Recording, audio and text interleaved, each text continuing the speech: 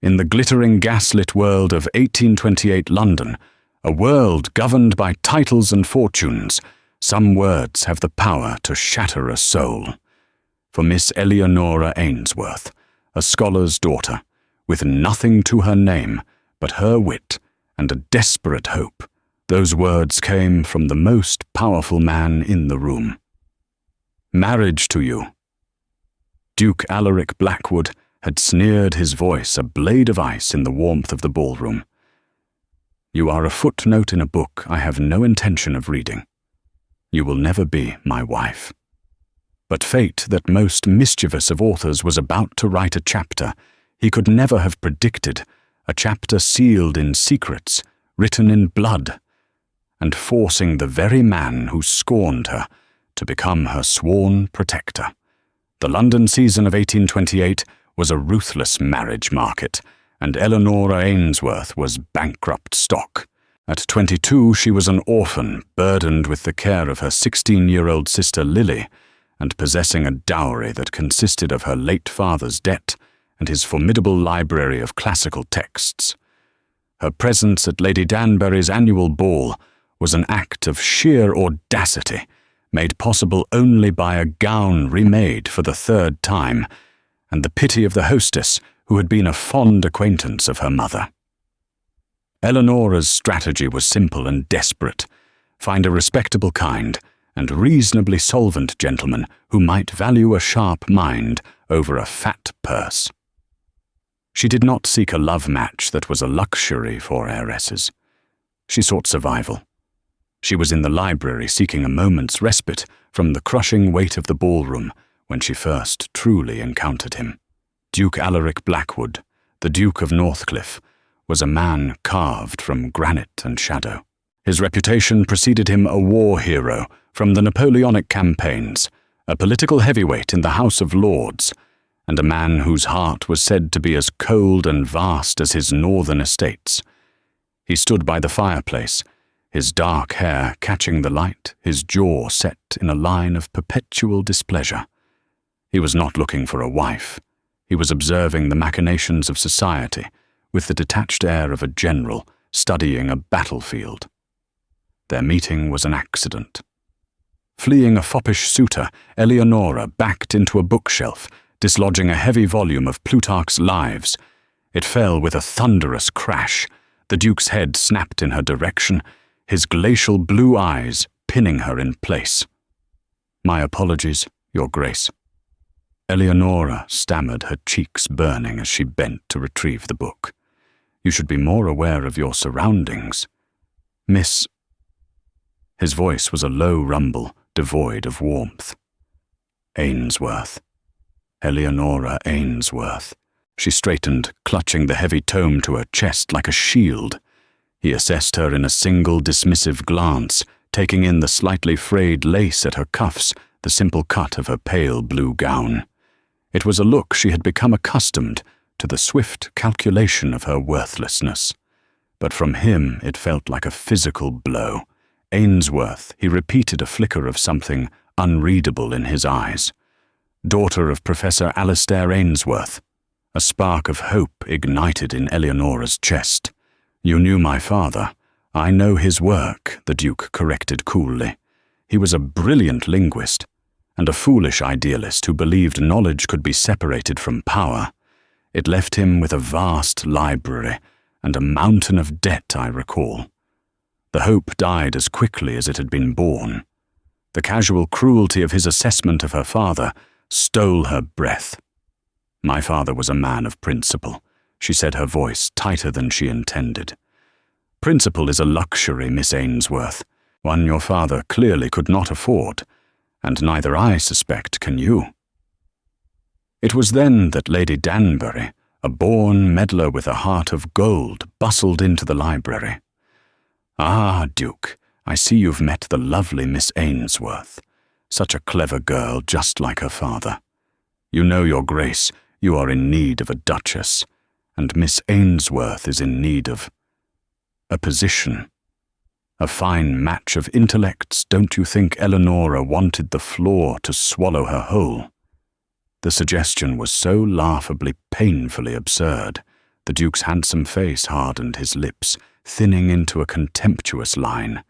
He took a deliberate step closer, lowering his voice so only she and the oblivious Lady Danbury could hear. "Lady Danbury," he began, his voice dangerously soft, "allow me to be unequivocally clear." He did not look at the hostess. His piercing gaze was fixed on Eleonora, stripping her bare of any dignity she had left. "Your lovely Miss Ainsworth is a penniless nobody, desperately trawling this ballroom for a lifeline. Her only assets are a sharp tongue and a name associated with financial ruin." Each word was a perfectly aimed dart. Eleonora stood frozen, her blood turning to ice. He continued, his voice dropping to a near whisper, a private execution in a public space. "I require a duchess of impeccable breeding, substantial fortune, and a temperament of quiet obedience. Miss Ainsworth possesses none of these. Let me save you and her any future embarrassment." He finally turned his gaze to her, a cruel smirk playing on his lips. "So that the message is not lost in translation. Miss Ainsworth, should you ever entertain such a ridiculous fantasy, know this: you will never be my wife." He turned on his heel and strode from the room, leaving a silence that was louder than any shout. Lady Danbury looked aghast, stammering an apology, but Eleonora didn't hear her. The Duke's words echoed in her ears, a pronouncement of her utter failure. He hadn't just rejected her, he had dissected and destroyed her. In that moment, she hated Alaric Blackwood with a purity and intensity that stunned her. He was not just a duke.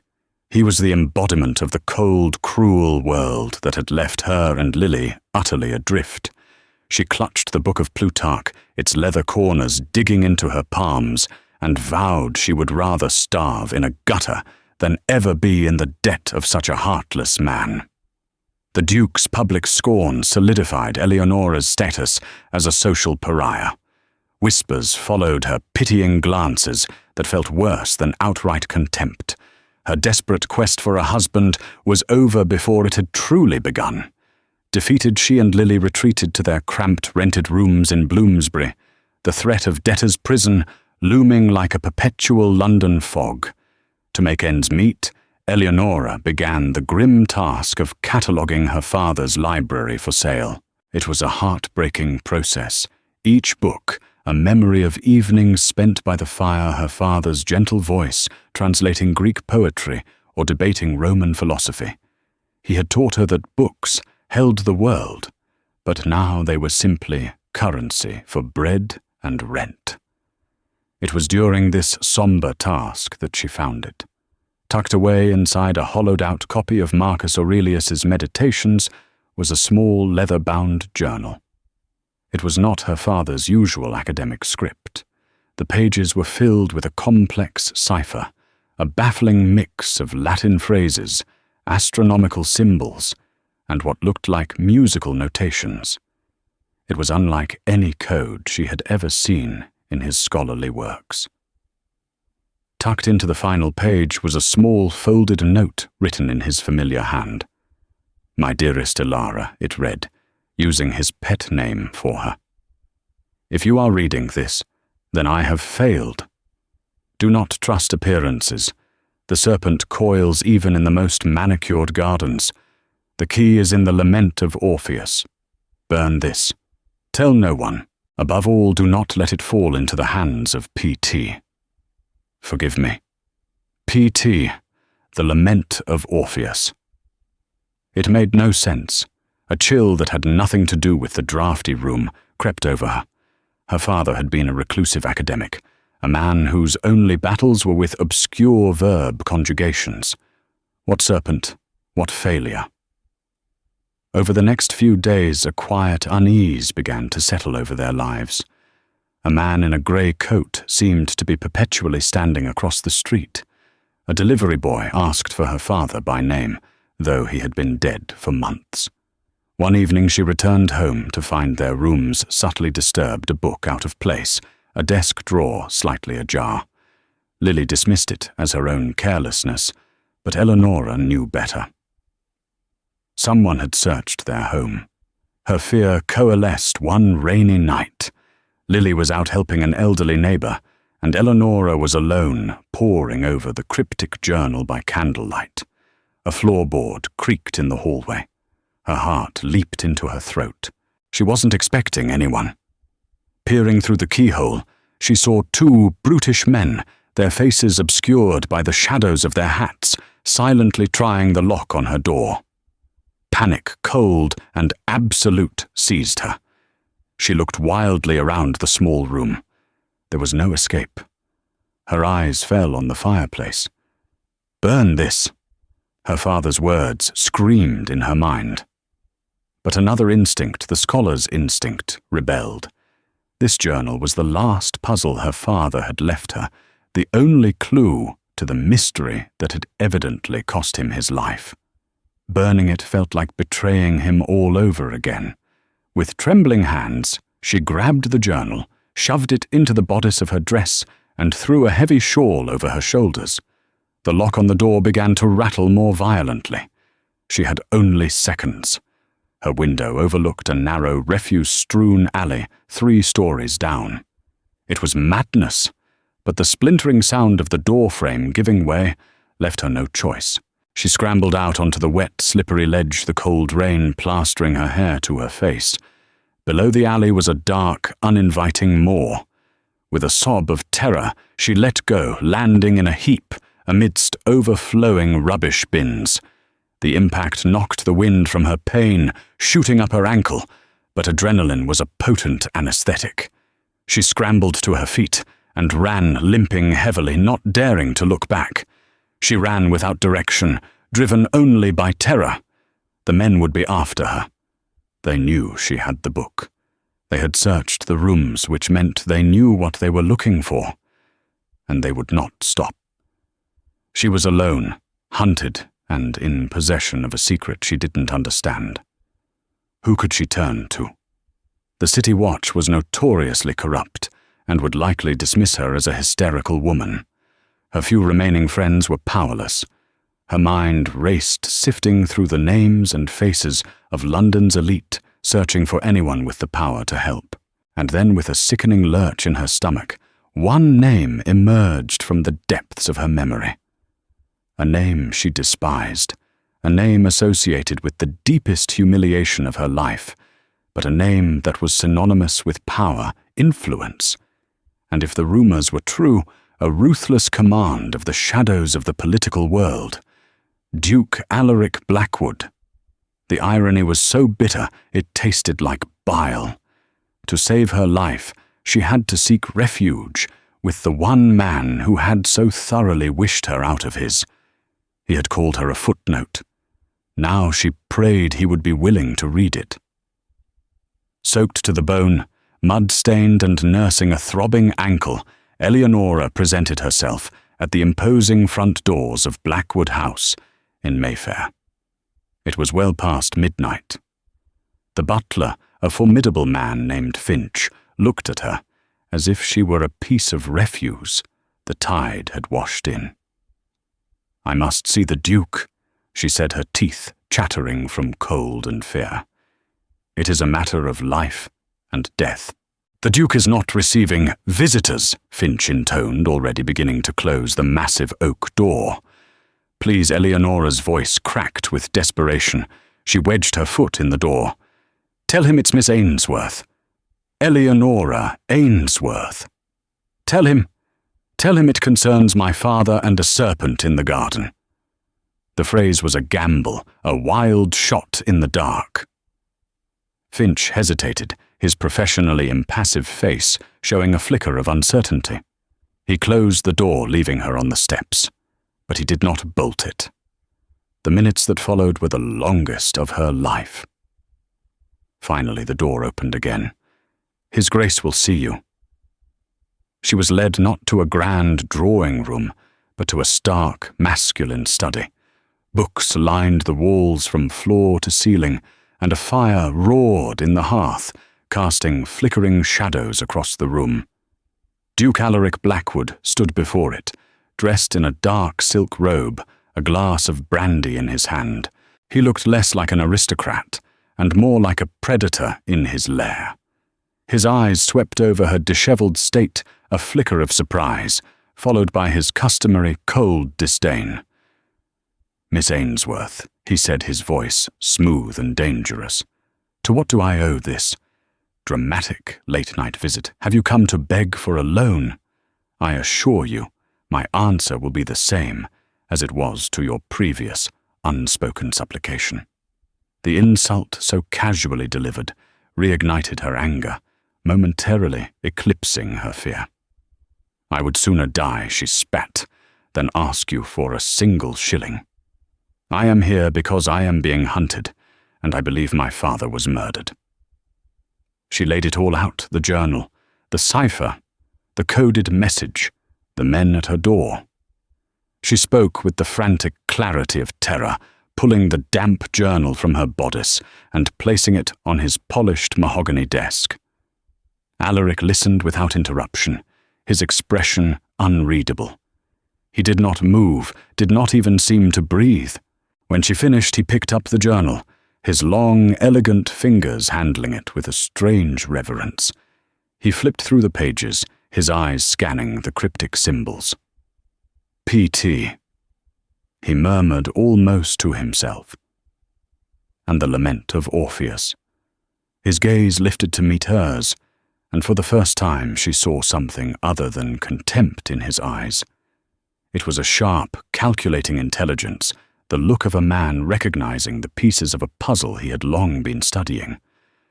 "Where is your sister?" he asked abruptly. "With a neighbor, Mrs. Gable on our street." Why, he didn't answer. He walked to the bell pull and gave it a sharp tug. A moment later, a man appeared who was not a servant. He had the hard, watchful eyes of a soldier. "Captain Croft, the Duke, said take 2 men. Go to Bloomsbury. Find a Miss Lily Ainsworth at the home of a Mrs. Gable. Bring her here. Use the utmost discretion. Avoid any watchers." The Captain Julian Croft nodded once and disappeared. The Duke turned back to Eleonora. "You have stumbled into something far more dangerous than you can possibly imagine." "Miss Ainsworth," he said, his voice grim. "Your father was not just a scholar. In his youth during the war, he worked for the Crown as a cryptographer, a brilliant one. It seems he did not entirely retire from the game." He paced the room, the firelight glinting off the signet ring on his finger. "For the past year, there has been a leak within the Foreign Office. Sensitive information, military dispositions, trade negotiations, all finding their way into the hands of our rivals. We suspected a conspiracy, a hidden cabal working to destabilize the government. We called them the Serpent's Coil." Eleonora stared at him, her father's words echoing in her mind. "The serpent coils even in the most manicured gardens. Your father must have discovered their identities or their methods," the Duke continued. "This journal is likely the key to it all. And P.2. He paused, his jaw tightening. "Lord Percival Tremaine. My most bitter political rival. A man I have long suspected of treason, but could never prove it." The pieces clicked into place with horrifying speed. Her father hadn't been a victim of some random act of violence. He had been silenced, and now they wanted what he had left behind. "You were a fool to come here," Alaric said, his voice reverting to its icy tone. "You have brought this danger to my doorstep." "And where else was I to go?" Eleonora shot back, her spirit returning. "To the man who publicly humiliated me, yet is the only one powerful enough to stand against a man like Tremaine. You seem to be my only option. Your Grace.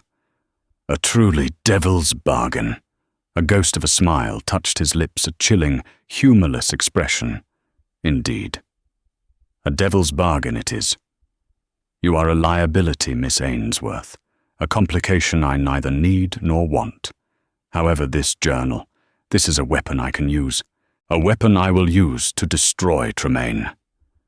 He stopped in front of her, his height and presence overwhelming in the enclosed space.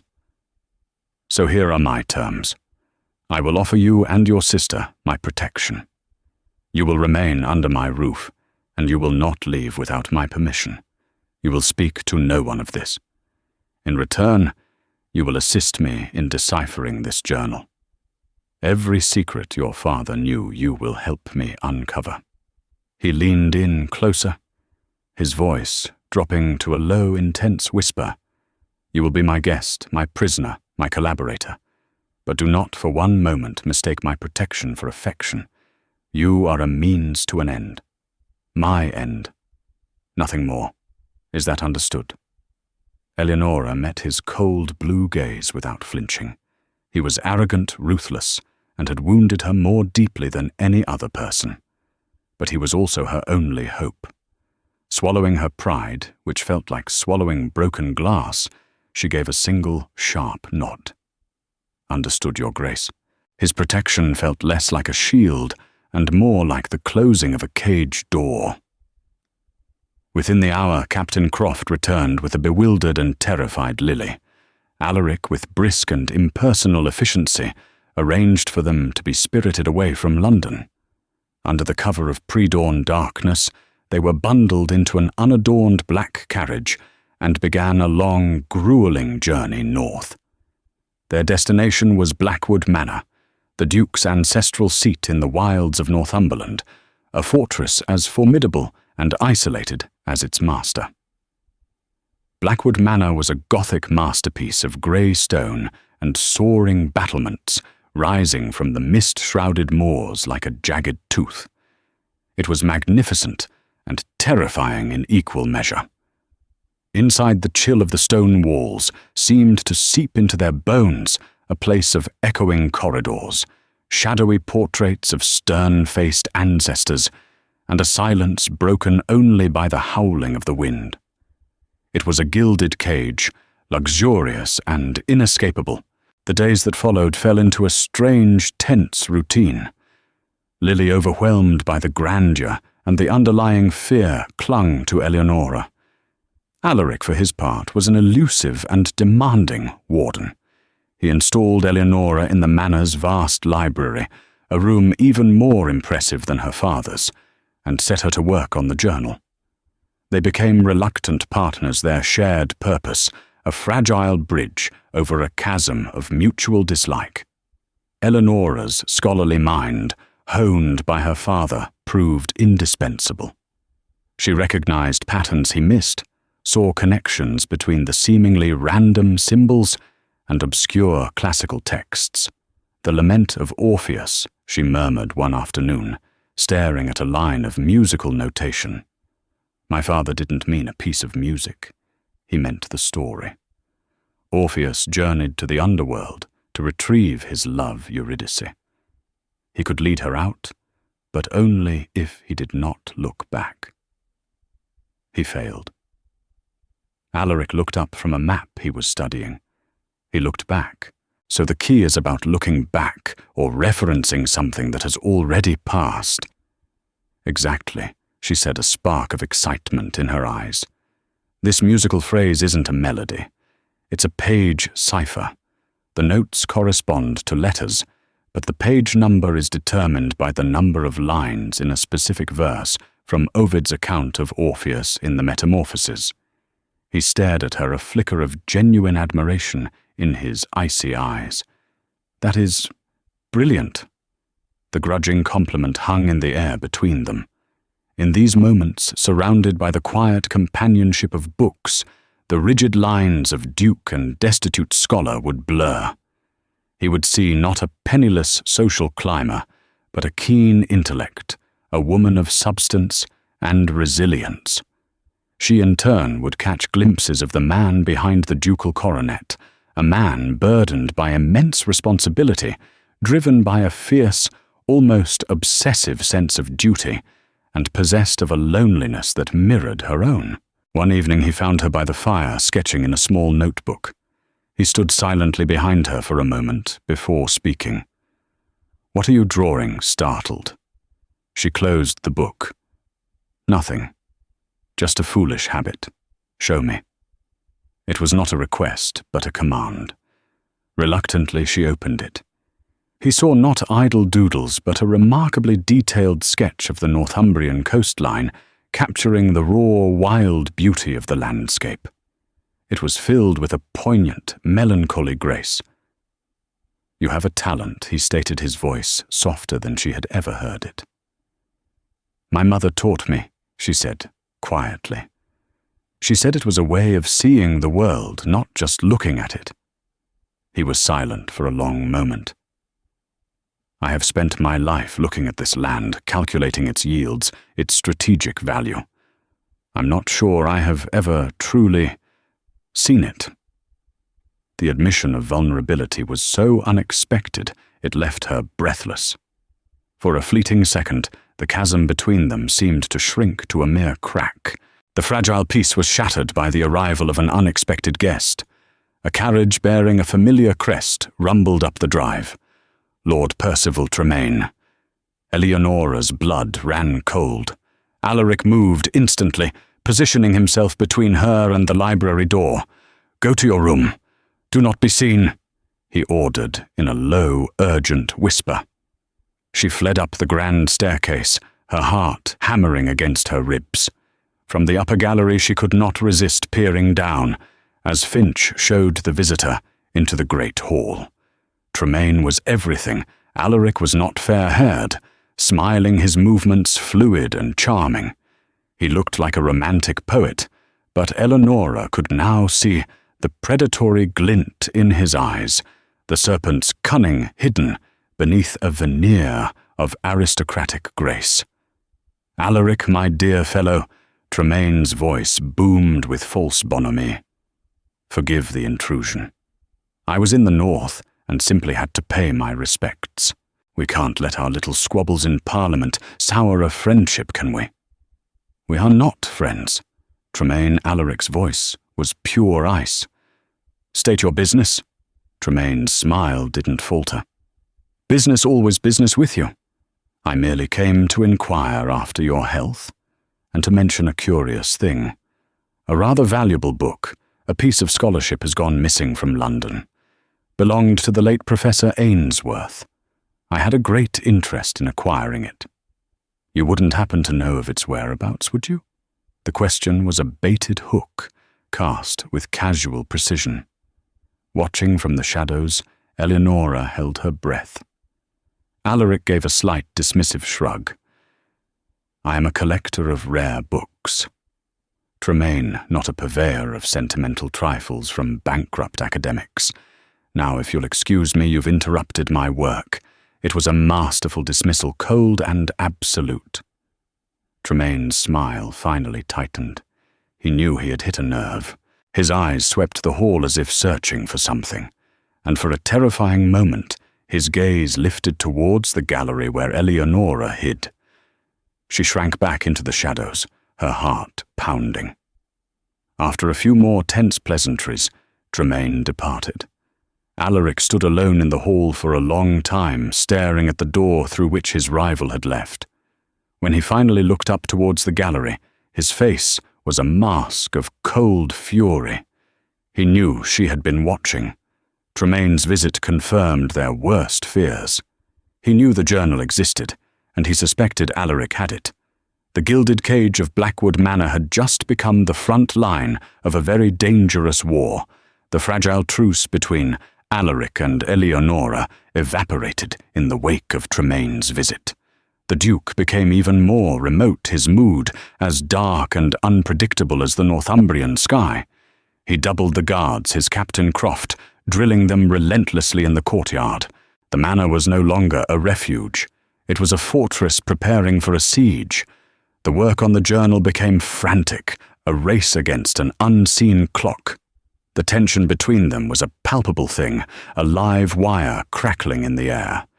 Their arguments grew more frequent and more heated, fueled by fear and the unnerving proximity.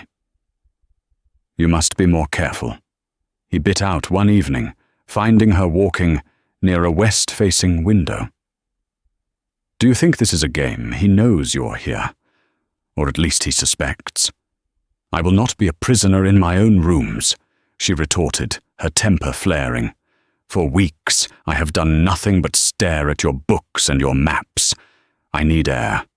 What you need is to stay alive," he thundered, his hands clenching into fists at his sides. "A responsibility that has fallen most inconveniently to me." The cruelty of his words stung, but she refused to let him see her pain. "Believe me, Your Grace, no one finds this arrangement more inconvenient than I do." She turned to leave, but he caught her arm, his grip like iron. "Do not mistake my duty for a lack of resolve, Eleonora. I will keep you safe even from your own foolishness." It was the first time he had used her given name. The sound of it on his lips, even in anger, was shockingly intimate. It hung in the charged silence between them, and for a moment their anger was replaced by a different, more confusing emotion. He released her arm as if he'd been burned, and the moment was broken. The attack came 3 nights later, during a raging storm that seemed to tear at the very foundations of the manor. Wind and rain lashed against the windows, a perfect cover for mayhem.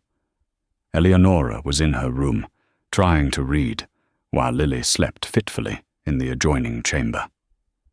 A sudden shout from the courtyard below, followed by the sharp crack of a pistol shot, made her blood run cold. The manor erupted into chaos. Bells clanged, men shouted, and the terrifying sounds of fighting echoed from the ground floor. Eleonora rushed to Lily, who was sitting bolt upright in bed, her eyes wide with terror. "Stay here, lock the door, and hide." Eleonora commanded her own fear, a cold knot in her stomach. "Do not open it for anyone but me or the Duke." Before she could think better of it, she was out in the corridor, her heart pounding. She had to know what was happening. As she reached the top of the grand staircase, she saw it. Several of Tremaine's men, their faces grim, were fighting their way up the stairs against Captain Croft and the household guards.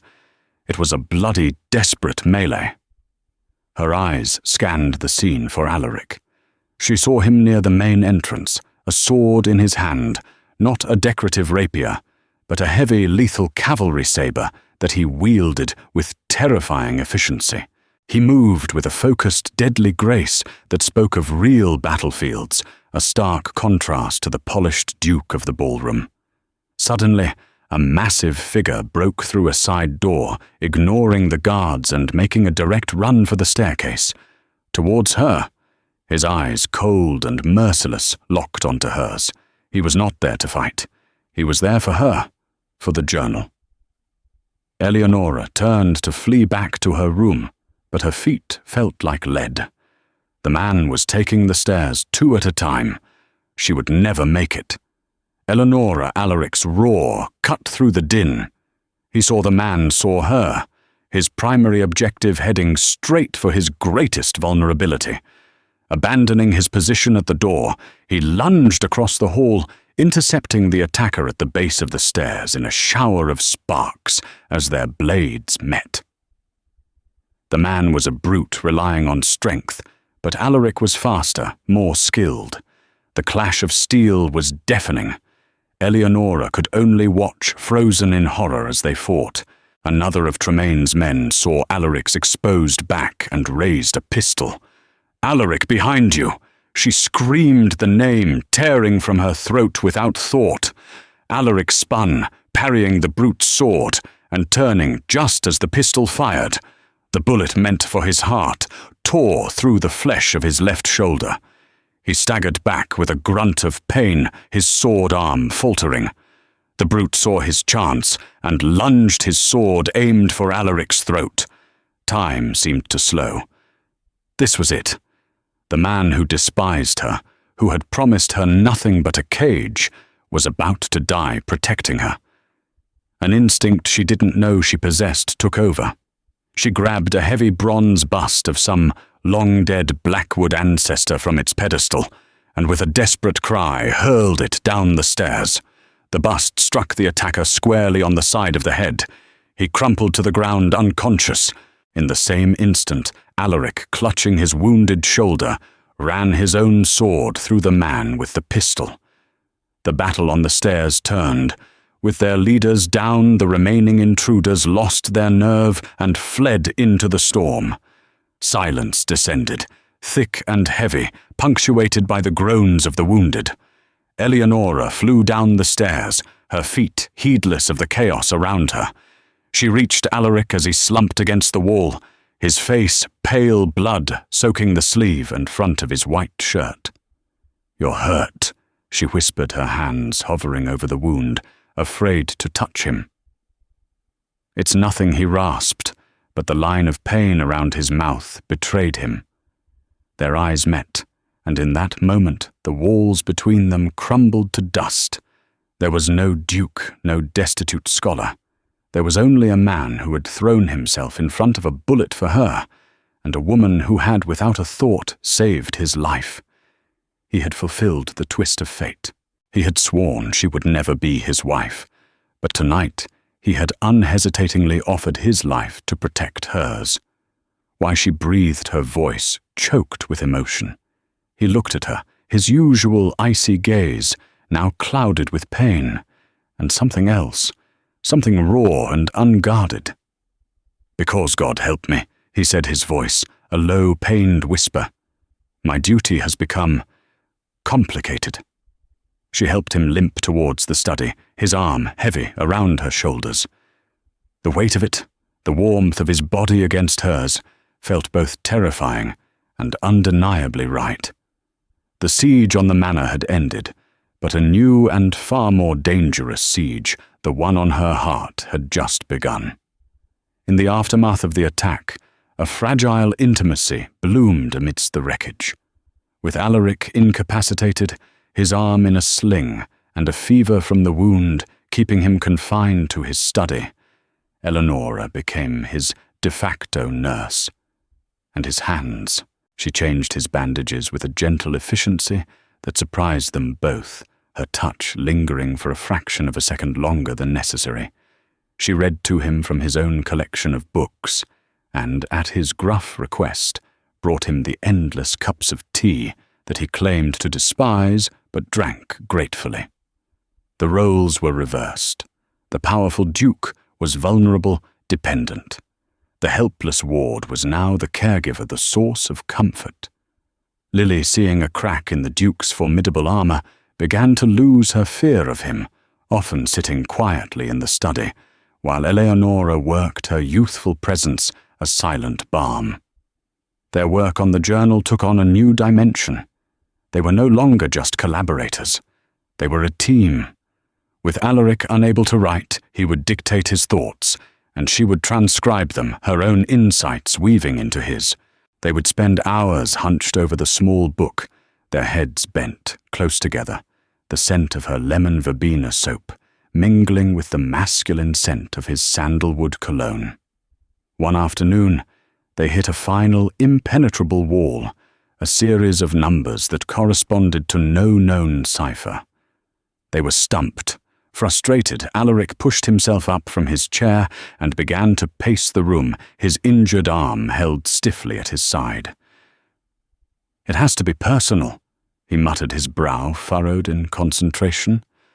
"Something only your father would know. Think Eleonora. A date. An address. We've tried all of them," she said, sighing. "His birthday, my mother's the date he was first published." She trailed off her eyes, falling on a small, faded watercolor painting hanging above the mantelpiece. It was a simple depiction of a field of bluebells. Alaric had told her it was the only possession of his mother's that he kept in the study. She had painted it the year before she died. "Your mother," Eleonora said slowly, an idea taking shape. "When did she pass away?" Alaric stopped pacing. His expression became guarded. "What does that have to do with anything? My father once told me that the most secure codes aren't based on knowledge, but on shared memory. A secret that only two people know. He and my mother. They had things like that. Perhaps he discovered something similar about you, about your family, a way to leave a message he knew only you might one day decipher. Alaric was silent for a long time. She died on October 12, 1805, he said finally, his voice rough with an old buried grief. I was 10. Eleonora's heart ached for the boy he must have been. She picked up her quill, her hand shaking slightly as she wrote down the numbers 1210, 1805. She applied the sequence to the final cipher. The letters began to resolve into words clear and damning. It was a list of names, high-ranking officials in the Admiralty, the Treasury, the War Office. And next to each name was a record of payment, a date, and a specific piece of intelligence that had been sold. It was the entire operational ledger of the Serpent's Coil. The final entry was a chilling plan timed for the annual Regent's Gala. In 2 weeks, the assassination of the Prime Minister Lord Wellington himself. The resulting chaos would allow Tremaine and his allies to seize control of the government. Her father hadn't just uncovered a conspiracy. He had uncovered a shadow government. My God, Alaric breathed, sinking back into his chair. He looked at Eleonora, his face pale with shock and a dawning, terrible respect. Your father was a hero. He was, she whispered, tears welling in her eyes. And they killed him for it. The weight of their discovery settled upon them, a heavy, suffocating blanket. They had the truth. They had the proof that could save the nation, but they were trapped in a remote manor with a ruthless enemy who knew they held the key. Later that evening, the storm of emotion finally broke. Alaric stood by the window, looking out at the dark, wind-swept moors. The fever had passed, but a deeper weariness remained. All my life, he began his voice, low and reflective. I have viewed the world as a series of calculations, assets and liabilities, strengths and weaknesses. When I first met you, that is all I saw. A liability. A woman with nothing who by all logic must want something from me. He turned to face her, and the raw emotion in his eyes made her breath catch. I was wrong. I was a blind, arrogant fool. You have more strength, more honor in your little finger than a dozen of the pedigreed ladies my mother always paraded before me. You have a mind that challenges mine, and a courage that shames it. He took a hesitant step towards her, then another, when I saw that man rushing towards you on the stairs. The thought of him harming you. It was not a calculation of losing a key to the cipher. It was unacceptable. I would have torn the world down to prevent it. He was standing before her now, so close she could feel the heat radiating from his body. He gently reached out with his good hand, his fingers tracing the line of her jaw. His touch was electric, sending a shiver through her entire being. I told you that you would never be my wife, he murmured, his thumb brushing against her lower lip. His voice was thick with a feeling she had never thought to hear from him. It was the cruelest, most unforgivable thing I have ever said. Because I am beginning to realize that a life without you in it would be no life at all. Before she could respond, before she could even breathe, he lowered his head and kissed her. It was not a gentle, tentative kiss. It was a kiss born of desperation and discovery of battles fought and walls shattered. It was fierce and possessive and utterly consuming, a confession of everything he could not say. Eleonora melted into him, her hands coming up to cradle his face. She kissed him back, with all the pent-up loneliness fear, and a startling, undeniable love that had taken root in her heart. In the quiet of the library, surrounded by the secrets of the dead and the threat of a dangerous future, they finally surrendered to the truth that had been growing between them all along. The code of their own hearts had been broken. The kiss changed everything. The air between them now vibrated with a new unspoken understanding.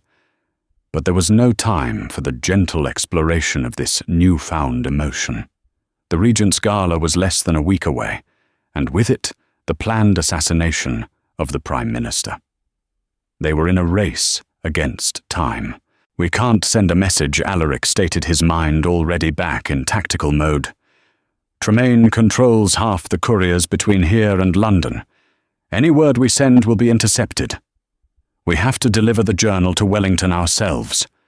It was a suicidal plan. Travelling to London would mean leaving the safety of the manor and exposing themselves completely. Tremaine would be watching every road, every inn. "He will expect you," Eleonora said, her mind racing. The great Duke of Northcliffe travelling south in his grand carriage. But he would not expect me. Alaric's head snapped up. "Absolutely not. It's too dangerous. It is more dangerous to do nothing," she insisted, her eyes blazing with conviction. "Listen to me. You will create a diversion. Make a great show of preparing to leave for London in 2 days' time. Send riders ahead. Let Tremaine's spies see it all. He will focus his resources on watching you, on preparing an ambush for your carriage on the main road. And you?" he asked, his voice tight with dread. "And I," she said, a small determined smile on her face, "will travel as a simple country woman. With Lily. 2 sisters going to the city to find work. We will take the mail coach. It is slow, common, and beneath the notice of a man like Tremaine. I will hide the journal. We will meet you at a safe location in London the day before the gala." He hated the plan. Every protective instinct in him screamed against it. But he could not deny its strategic brilliance. It was a classic misdirection, using his own importance as the bait while the true prize slipped through the net.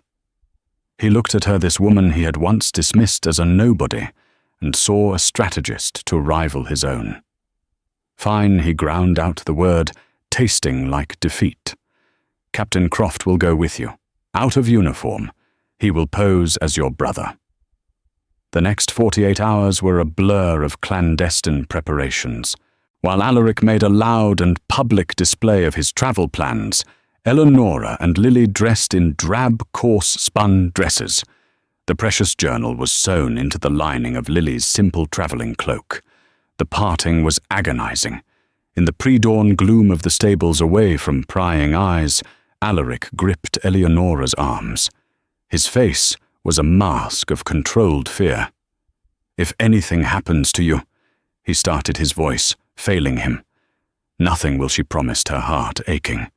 She reached up and touched the healing wound on his shoulder. "You saved my life, Alaric. Now let me help you save a nation." He pulled her into a fierce embrace, his good arm wrapping around her like a steel band. "Come back to me, Eleonora," he whispered into her hair. "This is not a command. It is a plea." "I will," she vowed. The journey south was a torment of anxiety.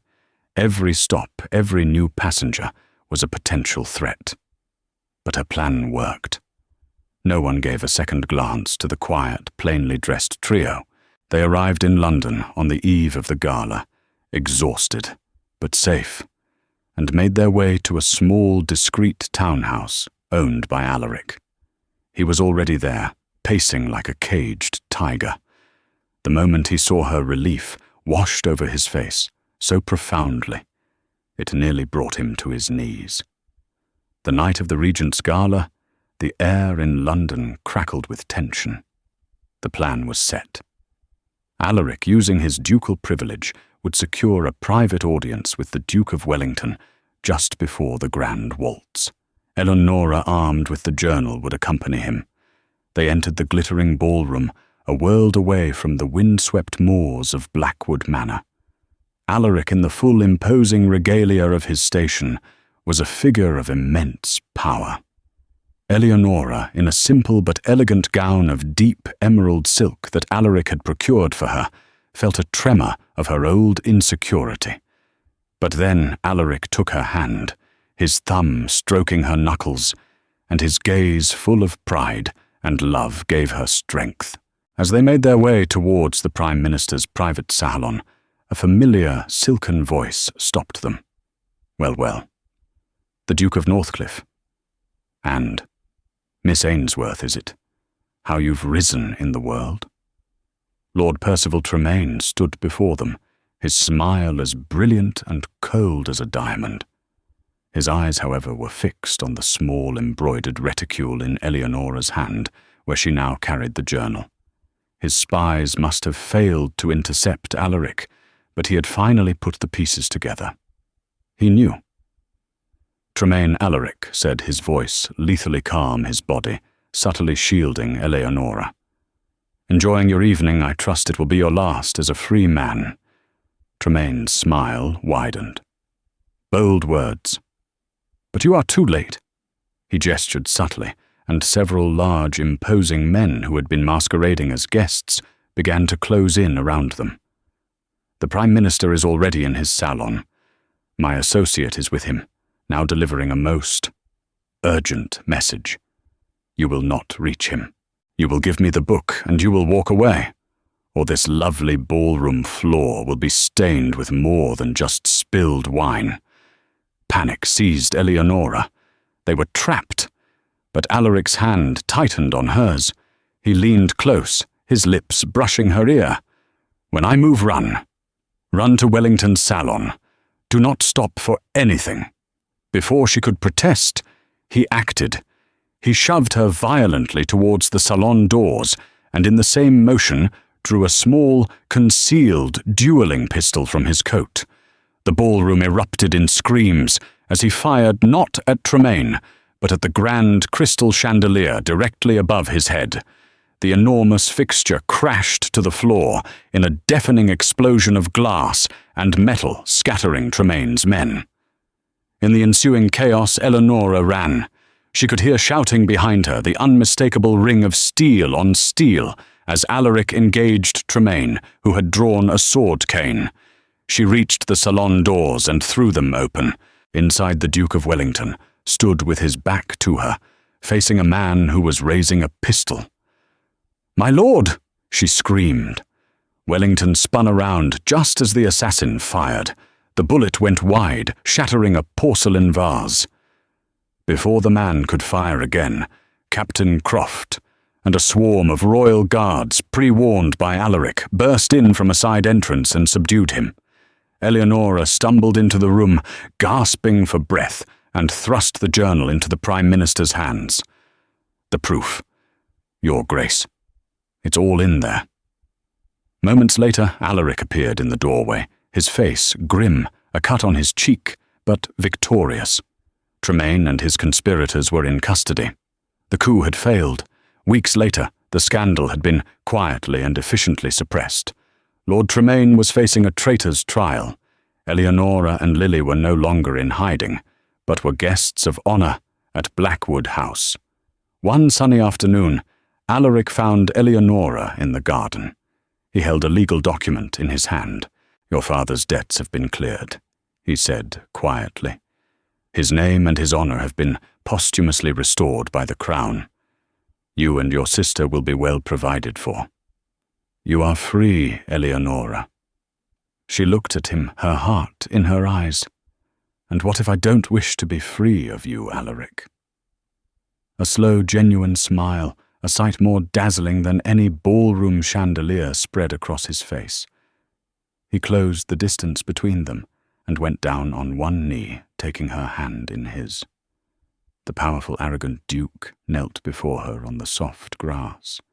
"Eleonora Ainsworth," he began, his voice thick with emotion, his blue eyes filled with a love and devotion she never dreamed possible.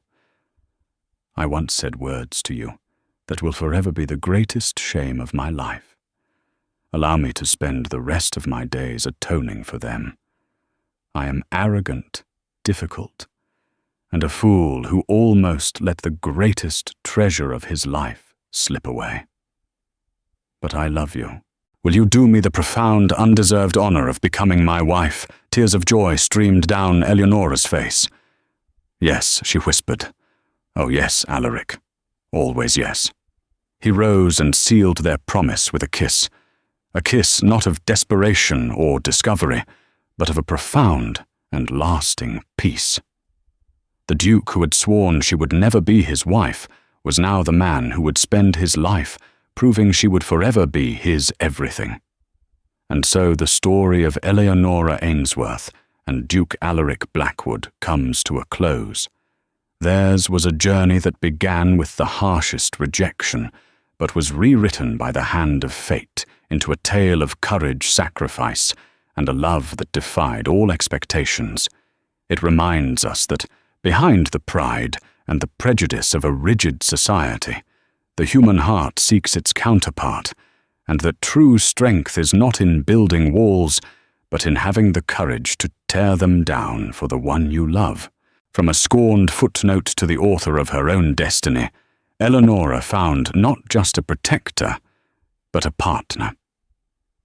If their story of impossible love and thrilling intrigue captured your heart, please show your support. Click the like button to let us know you enjoyed it. Share this video with a friend who loves a good historical romance, and most importantly, subscribe to our channel for more tales of passion, peril, and history. Your support allows us to keep bringing these stories to life. Thank you for listening.